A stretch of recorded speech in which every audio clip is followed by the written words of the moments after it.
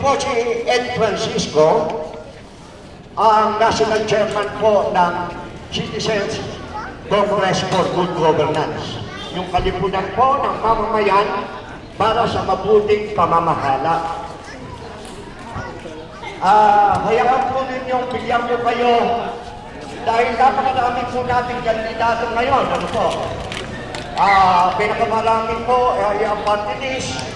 Ang pangalawa, itong ating mga senador, mahigit 60 po. Hindi po natin malaman kung paano natin pipiliin. Kaya po kung hindi tayo marunong mamili, ang gagawin lang po natin, huhulaan na lang po natin. Yan po hindi parang grade 1 po tayo na pag hindi natin alam ang ating isusulat, manghuhula na lang po tayo. Hindi po dapat dahil kinabukasan po ng ating mga anak at mga apo ang nakasalalay po sa inyong mga kamay. Alam po ba niyo yan? Sino ba ang gusto ng pagbabago nito? Nasa kamay. Yung tunay na pagbabago. Hindi yung tuwing election na lang, ang mga politiko isinisigaw yung pagbabago. Kaya taon-taon, tayo puro luma, hindi tayo bago. Hayaan po ninyo, bigyan ko kayo ng kaunting paliwanag kung yung mga gabay sa pagpili ng kandidato. Sa pagpili po ng kandidato, ang tandaan po ninyo, puro letter C. Ang unang pong C ay yung karakter. Ang tignan po natin sa kandidato, yung pagkatao.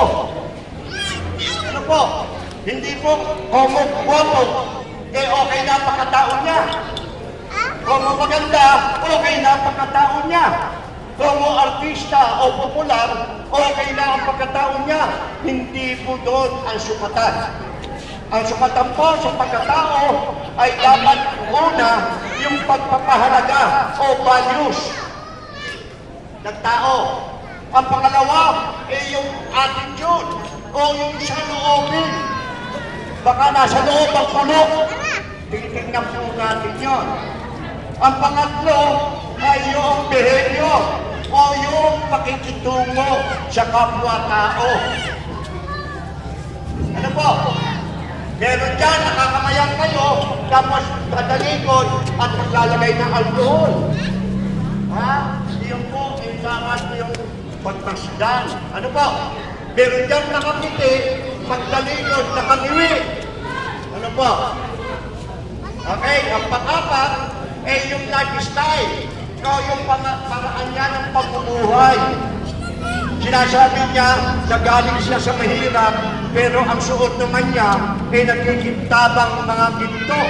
Baka tayo matanso. Ano po? Yung po, ang una, yung karakter o yung pagkatao. Ano yung pangalawa? Yung conviction o yung pananalig. Doon po sa pananalig, dapat ay meron siyang commitment o pangako. Maramihan po ng politiko ay puro lang pangako. Kulang sa gawa, napapako ang kanilang sinasambit during election o pangangampanya. Ang pangalawa, yung kanyang plataforma. Ano po yung plataforma? Ano yung simula kanyang gagawin kung sakasakaling siya ay mapalaring paupo? Ano yung kanyang plataforma? Yung kanyang plataforma ay naaayon sa ating suliranin sa ngayon.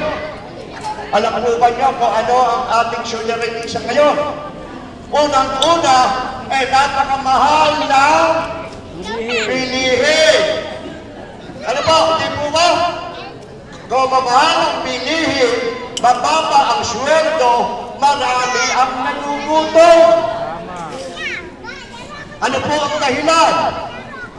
Walang magugutom na Pilipino kung walang magdadamaw na politiko. Alam po ba yun? Naniniwala ba kayo? Sa ngayon po ay hindi milyon ang nakawag. na po ngayon bilyon. Trilyon na po ngayon. Alam po ba niyo ang trilyon? Ilang zero at trilyon? Kung ang libo ay 3 zero, ang bilyon ay 6 na zero, ang bilyon ay 9 na zero, ang trilyon ay 12 zero. Ang susunod yung kanyang prinsipyo o yung kanyang paninindigan. Nalaman naman natin dito sa nakaraan ay yung impeachment. Ang daming pumirma, 215 na mga congressman. Ano po? Sila ba'y naninindigan? Hindi nga nila nabasa ang articles of impeachment, pero sila po ay nakapirma. Dapat nakapirma yun, verified, ibig sabihin dapat notaryado bago ka pumirma. Yun po. At susunod po yung determinasyon o pagpupunyagi kung ang kanyang plataforma o kanyang pangako ay kanyang nabitawan, dapat siya ay magpunyagi upang magawa niya ang kanyang sinabi. He must be a word of honor. Merong palabra de honor. Nakuha mo niyo? So, una, karakter. Pangalawa, yung kanyang pananalig o conviction. Ano yung pangatlo? Yung compassion o pakikiramay. Ang nangyayari dyan, lalo na po dito sa mga party list, pero nagpapanggap na vendors, pero super yaman naman, wala naman po siya tindahan. Ano ba? Dapat po, yung pakikiramay. Kung nakikiramay ka, mararamdaman mo ang iyong kapwa kung ano ang kanyang pinaranas. Ano po? Saka, ilalim po ng compassion o pakikiramay ay una yung understanding. Dapat nauunawaan niya ang kalagayan ng bawat Pilipino, lalo na yung mga mahihirap na napakarami sa atin. Pangalawa, naintindihan niya, tanggapin niya na talagang mahihirap ang ating mga kababayan. At pangatlo, ay yung dapat siya ay good listener. Nakikinig, pinakikinggan ang inyong mga karanginan.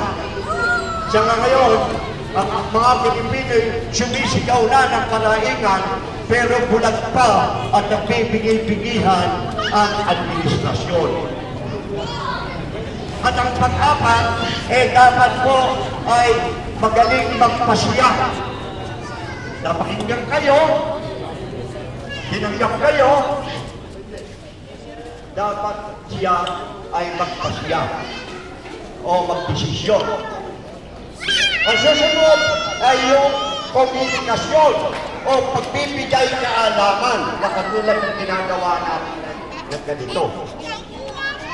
Alam po ba niyo na apat ang stakeholders sa Voters Education Program? Dapat magturo sila sa mga botante kung paano ang intelihenteng pagpili ng kandidato. Ang unang-una po na merong katungkulan dyan ay yung POMELEC. Dapat sila ay merong nagko-conduct ng Voters Education Program. Ang pangalawa ay yung mga partido. Dapat sila po ay nagbibigay ng